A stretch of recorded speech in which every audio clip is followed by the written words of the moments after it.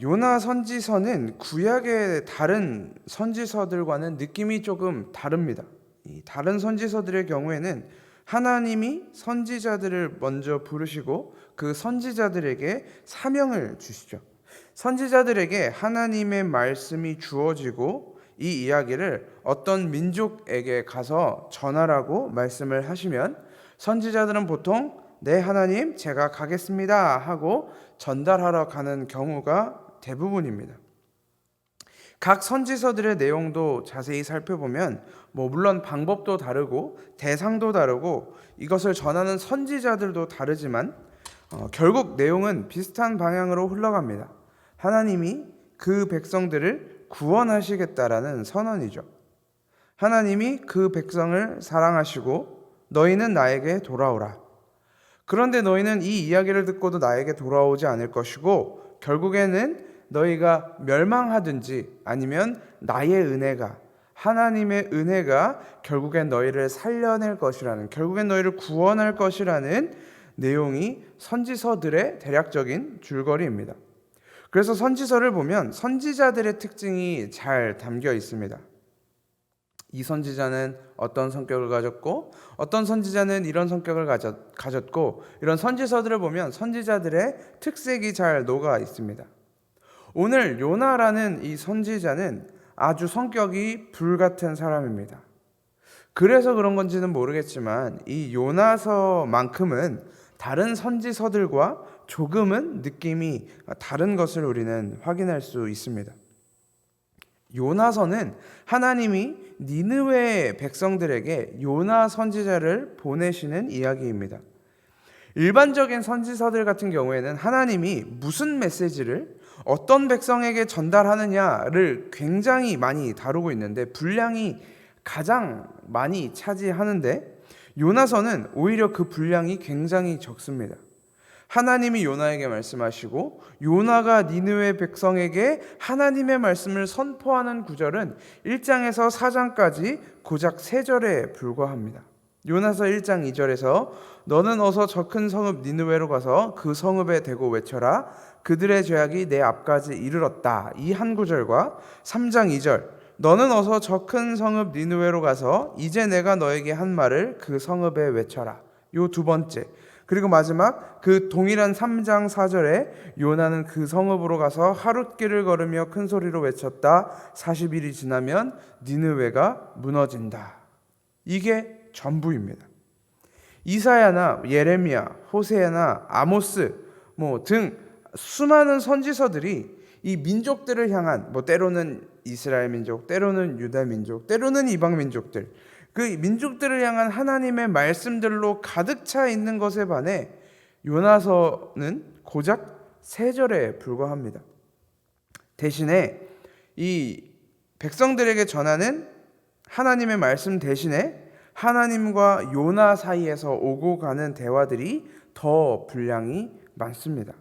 그래서 어떻게 보면 이 요나서의 주인공은 니느웨 백성들보다는 요나일지도 모른다는 생각이 들기도 합니다.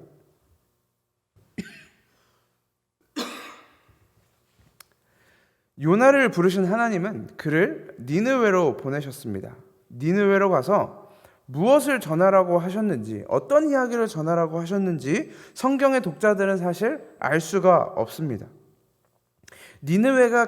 니느웨의 죄악이 가득 차 있기 때문에 그래서 너희는 회개하고 돌아오라는 것인지, 아니면 이사야에서 하나님이 다른 이방 민족들에게 말씀하셨던 것처럼 너희의 죄악이 가득 찼기 때문에 너희가 결국엔 멸망할 것이라는 것인지, 요나서에서 그 내용을 다루지 않고 있다는 것입니다. 니느웨로 요나를 보내시는 하나님의 의도가 니느웨를 향한 회복인지 아니면 니느웨에 대한 완전한 멸망의 선포인지 1장에서는 알 수가 없습니다. 우리는 3장에서 요나가 외쳤던 40일이 지나면 니느웨가 무너진다라는 말을 예측해서 상상력을 동원할 수밖에 없고, 그 말에 대한 반응, 무슨 이야기였는지는 모르겠지만 아무튼 그 하나님의 말씀에 대한 반응으로 요나가 하나님으로부터 도망갔다는 것만 확인할 수 있습니다. 이 자기의 목숨을 담보로 또는 자기의 시간과 사명을 내걸고 하나님의 말씀을 전하러 갔던 수많은 선지자와는 달리 요나는 하나님의 말씀을 듣고 그의 얼굴을 피하기 위하여, 하나님의 얼굴을 피하기 위하여, 하나님께 불순종하기 위하여 스페인이라고 번역이 된 다시스로 도망가기로 마음을 먹습니다. 하나님이 보내셨던 니느웨와는 정반대에 있는 스페인으로 가기 위해 그는 욥바라는 항구에서 배에 오르게 됩니다. 성경은 이 배를 찾아 떠나는 요나 앞에 마침 스페인으로 떠나는 배를 만났다고 설명합니다. 우연도 참 이런 우연이 없죠. 스페인으로 도망가려고 마음을 먹고 욥바로 내려갔더니 내려가자마자 마침 또 스페인으로 가는 배를 만납니다. 이때 요나는 속으로 모든 것이 자기의 뜻대로 이루어지고 있다고 생각했을지도 모릅니다. 하나님은 나에게 니느웨로 가서 자기의 말씀을 전하라고 이야기하셨지만 나는 지금 나의 길을 개척해서 나아가고 있고 지금 이 길이 내 예상대로 척척 풀려나가고 있는 현상을 보면서 쾌재를 부르고 있었을지도 모릅니다. 우리도 무슨 일인가를 추진할 때 이런 표현을 사용해도 되는지는 모르겠지만 소위 이 아다리가 맞는다는 느낌을 받을 때가 있습니다. 이 요나서에 마침이라는 단어가 등장하는 것처럼 우리 삶에도 마침 무슨 일인가가 일어납니다.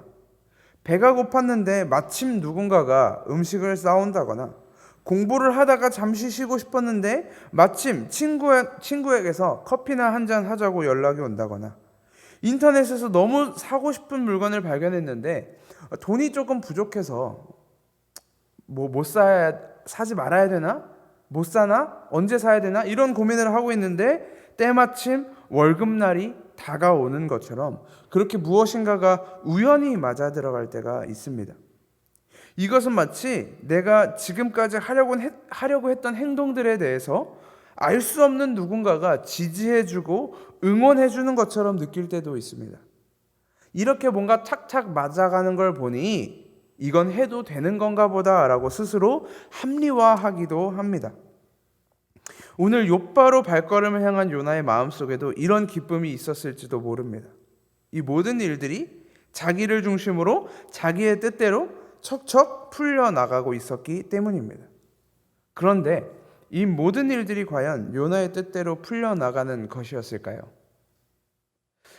요나가 배에 오르고 스페인으로 향하기 시작하자 큰 바람이 바다 위에 들이닥칩니다.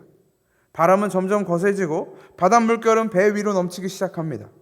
온갖 폭풍으로 인해서 성경은 배가 거의 부서지게 되었다고 말하고 있습니다. 배의 선원들은 어떻게든 자신들의 목숨만이라도 건지고자 자기들의 물건, 자기들이 스페인으로 가기 위해 부랴부랴 쌓았던 그 짐들을 모두 바다에 버리기 시작합니다. 자신들이 타고 있는 배를 가볍게 만들기 위해서 목적지까지는 바라지도 않고 우리가 스페인까지만 도착하자 그 마음도 바라지 않고 그저 최소한 섬에라도 이름 모를 섬에라도 닿기 위해 길을 쓰고 노를 젓고 배를 가볍게 했을 것입니다. 자신들의 생명을 유지하기 위해 존재하지도 않는 신들을 향해 기도합니다. 그런데 이런 상황에서도 하나님의 사람인 요나는 배 밑층에 가서 잠을 자고 있다고 이야기합니다.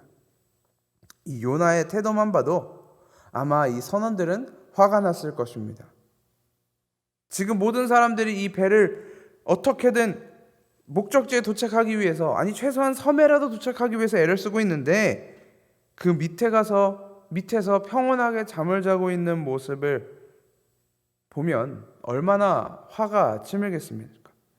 뿐만 아니라 10절을 보면 요나라는 사람은 이 모든 폭풍과 태풍이 자신 때문이라는 것을 아는 것처럼 이야기합니다. 10절에 요나가 이렇게 이야기합니다. 요나가 그들에게 자기가 주님의 낯을 피하여 달아나고 있다고 말하니 사람들이 그 사실을 알고 겁에 질려서 소리쳤다. 요나는 배 위에서 이 모든 것이 하나님이 하시는 일이라는 것을 알고 있었습니다. 그가 배 위에서 폭풍과 풍랑을 만나면서 그는 그제야 깨달았을 것입니다. 지금까지 모든 일들이 자기 뜻대로, 자신의 계획대로 다 이루어져 가고 있다고 생각했을지도 모르지만 그제야 이 모든 것이 자신의 뜻대로 맞아 떨어져 가고 있었던 것이 아니라 모든 것이 하나님의 뜻대로 맞아 들어가고 있었다라는 것을 요나는 깨닫게 되었을 것입니다. 요나가 욥바로 향하는 것도, 욥바에서 마침 스페인으로 가는 배를 만난 것도 요나의 입장에서는 기막힌 우연이었던 것처럼 느껴졌겠지만 하나님의 입장에서는 이거는 하나님의 섭리이며 인도하심이었던 것입니다. 우리는 우리의 인생을 살면서 수많은 우연을 마주하면서 삽니다. 나라는 한 사람이 이 아버지와 이 어머니를 만나 그 부모님의 자녀로 태어난 것도 그 한 사람에게, 탄생한 한 사람에게 있어서는 우연입니다. 생명이 잉태되는 그 말로 설명할 수 없는 확률 중에 하나로 저는 이 세상에 태어났습니다. 그 찰나의 순간에, 그 우연의 순간에 저는 이 땅에서 숨을 쉬기 시작했습니다. 이 순간을 한 발 더 앞서 나가면 저의 부모님이 서로 만나시는 것도 말할 수 없는 우연이었을 것이며 뿐만 아니라 저의 부모님의 탄생, 저의 아버지의 탄생, 저의 어머니의 탄생도 제가 탄생하는 그 순간만큼이나 우연이었을 것입니다. 한 사람은 그렇게 세상에 태어났고 저라는 사람이 이런 사람이 돼서 오늘 3월 17일 이 사랑교회에서 여러분과 함께 하나님의 말씀을 나눌 수 있다는 것도 수많은 우연이 겹친 결과물입니다. 제가 이 자리에 여기 서 있는 것도 물론 우연이지만, 이 수많은 우연들이 만들어낸 결과물이지만 지금 이 시대에, 지금 이 순간에 제가 여러분과 함께 하나님의 말씀을 나누고 있다는 것도 인간의 관점에서 본다면, 저의 관점에서 본다면 엄청난 우연이 아닐 수 없습니다. 인간의 삶에서 모든 마침들이 모여서 현재의 결과물을 만들어내고 있는 것입니다. 그러나 우리의 시선에서, 인간의 시선에서 마침이라고 부를 수 있는 그 모든 것은 전부 하나님의 섭리이며 인도하심이라는 것을 우리는 기억해야 합니다. 하나님은 우리 인생의 단 한순간도 놓치지 않으시고 이 자리까지 우리를 인도하셨습니다. 참새가 두 아사리온에 팔리는 것조차 하나님이 허락하시지 않으시면 결코 땅에 떨어지는 일이 없다고 예수님은 말씀하십니다. 하나님의 섭리는 이토록 강력하게 우리의 삶을, 그리고 여러분의 삶을 붙들고 계십니다. 요나를 향한 하나님의 인도하심을 따라 그는 스페인으로 가는 배에 몸을 실었고 요나는 자신의 책임을 알고 있었습니다. 그는 바다 위에서 요동치는 배 위에 더 이상 있을 수 없었습니다. 그는 자신의 위치가 어디인지 분명히 알고 있었습니다. 세상 위에서 언제 무너질지 모르는, 언제 부서질지 모르는 배 위에서 자신의 삶을 안위하는 것이 자신의 장소가 결코 아니었습니다.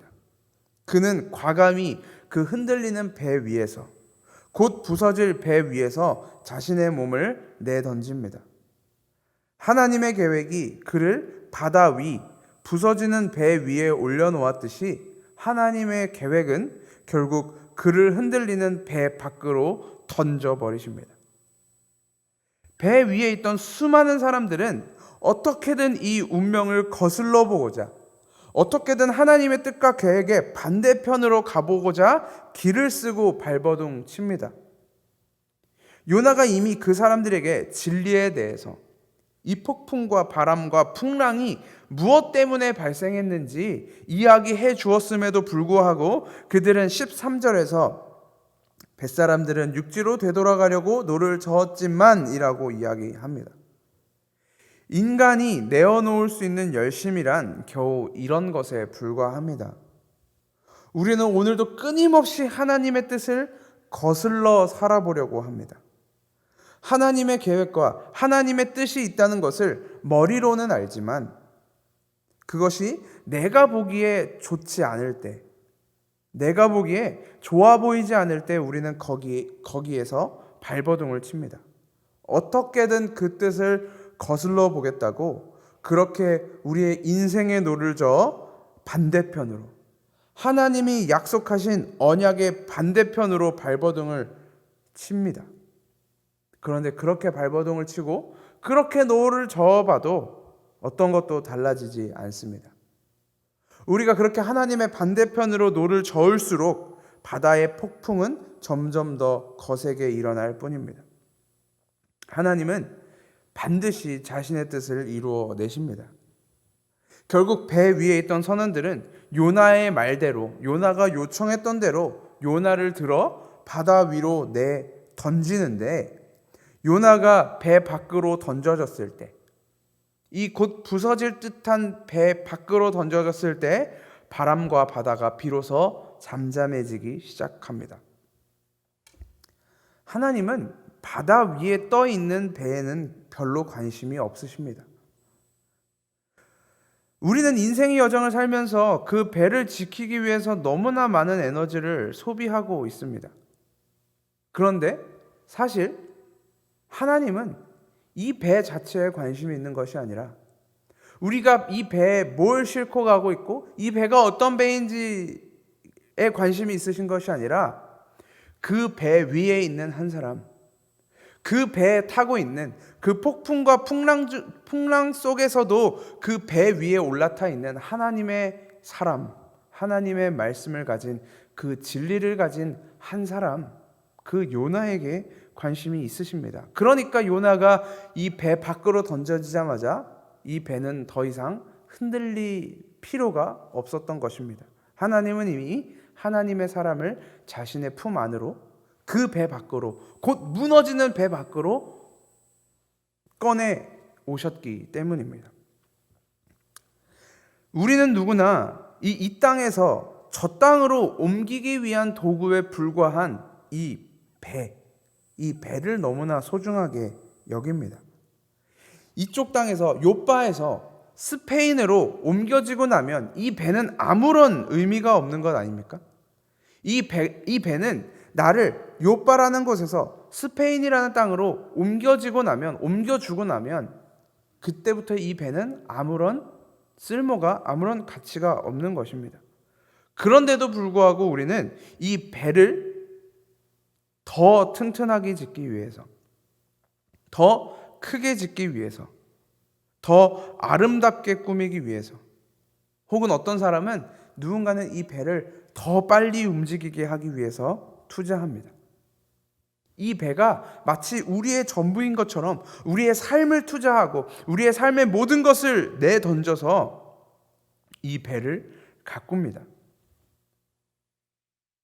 그 배가 아무리 크고 아무리 튼튼하고 아무리 화려하고 그리고 아무리 빨리 간다고 하더라도 앞서 말씀드렸던 것처럼 이 배의 역할이 끝나면, 우리가 이 땅에서 저 땅으로 옮겨지면 이 배의 역할은 끝나는 것입니다.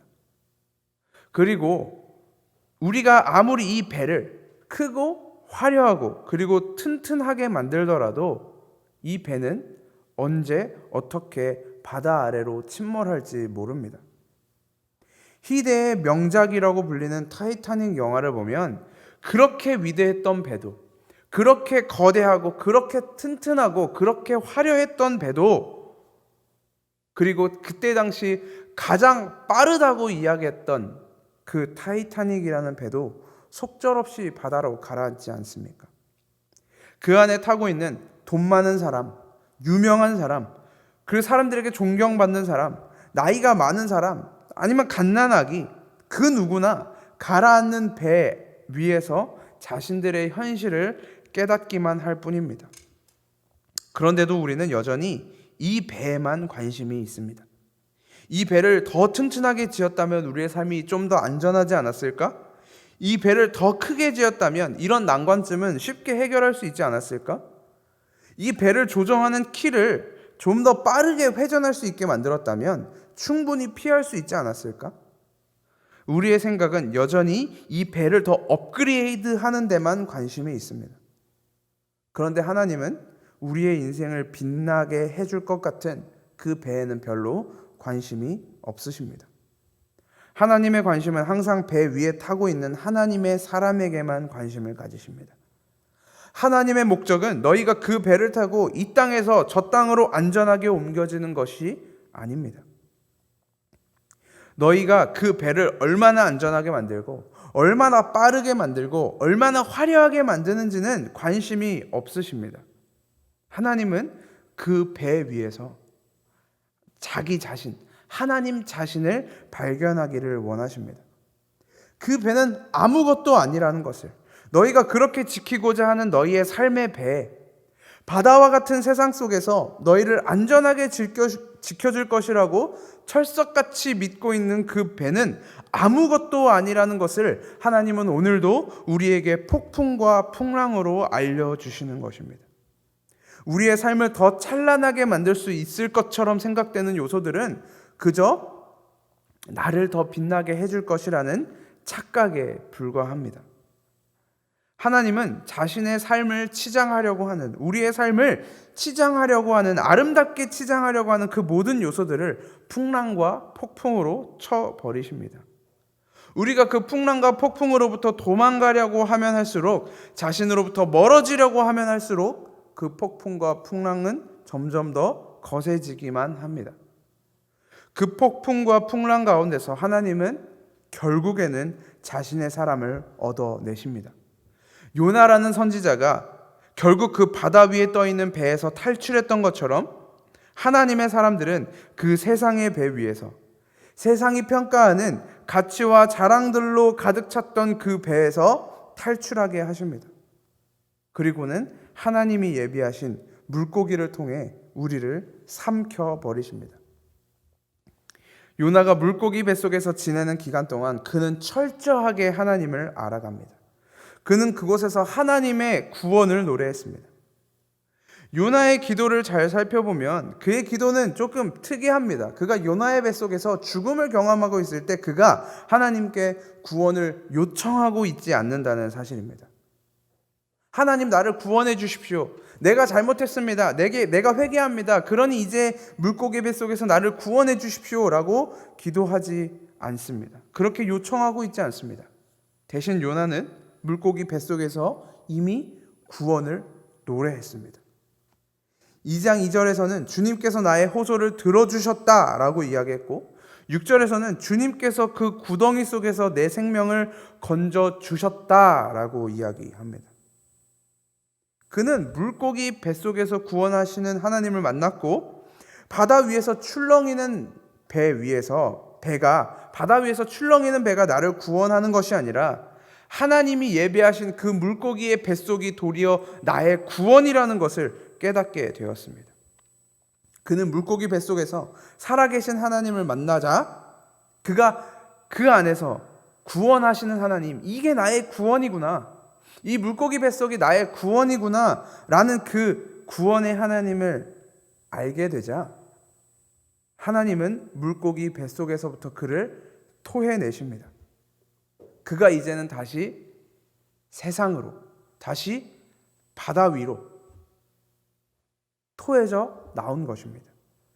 이 요나라는 사람은 죽었다가 다시 살아난 것입니다. 하나님은 오늘도 우리를 끊임없이 배 밖으로 밀어내십니다. 혹시 심하게 흔들리는 바다 위에서 배를 타보신 적이 있으신가요? 배가 심하게 흔들릴 때 사람들이 보통 뭐부터 잡을까요? 이 흔들리는 배 위에서 자신의 몸을, 자신의 생명을 지키기 위해 뭐부터 잡을까요? 사람들은 가장 먼저 배의 난관을 잡습니다. 본능적으로 배에 달려있는 의자나 배의 구조물, 난관, 벽 이런 것을 잡게 되어 있습니다. 그런데 배가 심하게 흔들릴 때 사실 그 배를 붙잡는 건 전혀 도움이 되지 않습니다. 바다가 결국 이 배를 뒤집어 버렸을 때 여전히 그 배의 난관을 잡고 있는 사람은 그 배와 함께 침몰해 버릴 수밖에 없습니다. 폭풍과 풍랑 속에서 배가 뒤집힐 것 같을 때는 우리가 잡고 있는 이 배의 난관을 놓아야 합니다. 우리가 붙들고 있는 이 가치들, 흔들리는 가치들, 부서져 버리고 있는 미련들, 우상들을 놓아야 합니다. 그 배는 결코 우리를 지켜주지 못합니다. 그 배를 버려두고 우리는 하나님이 부르시는, 하나님이 예비해 놓으시는 그 물고기 뱃속으로 들어가야만 합니다. 거기서 요나가 경험했던 그 죽음을 우리도 경험해야만 합니다. 사도 바울이 고백했던 나는 날마다 죽노라의 그 죽음을 우리도 반드시 경험해야만 합니다. 물고기 뱃속에서 요나가 경험했던 것들이 결코 절대로 유쾌하지 않았을 것입니다. 아니, 요나는 거기서 죽은 것입니다. 거기서 그의 생명이 끊어진 것입니다.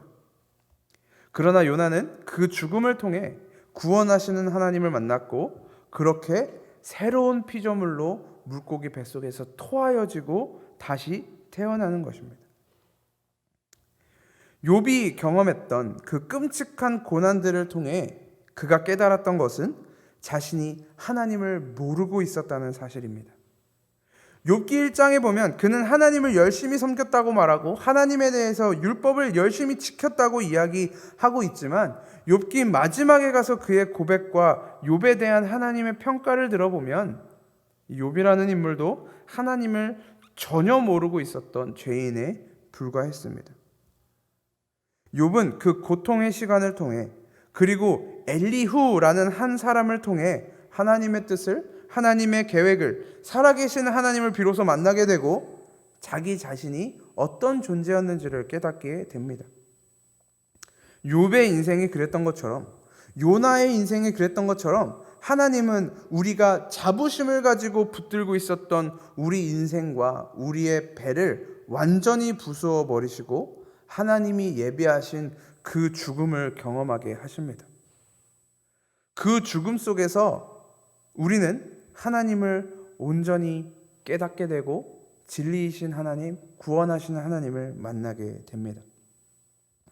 그 죽음 속에서 하나님을 온전히 깨닫게 될 때 우리는 그제야 하나님을 온전히 알 수 있게 됩니다. 우리의 인생의 여정은 모두 하나님의 계획과 뜻 안에서 하나님의 진리를 깨달아 알아가는 과정에 불과합니다. 그래서 요나서의 주인공은 요나이기도 하지만 어쩌면 요나서의 주인공은 우리인지도 모르겠습니다. 우리를 지탱하고 있는 배가 무너져 갈 때 하나님이 안내하시는 그 물고기 뱃속으로 뛰어들어 그 물고기 뱃속에서 하나님의 진리를 깨달아 그 진리와 함께 되살아나는, 그 진리와 함께 부활하는 인생의 여정이 되시기를 주님의 이름으로 소망합니다. 기도하겠습니다.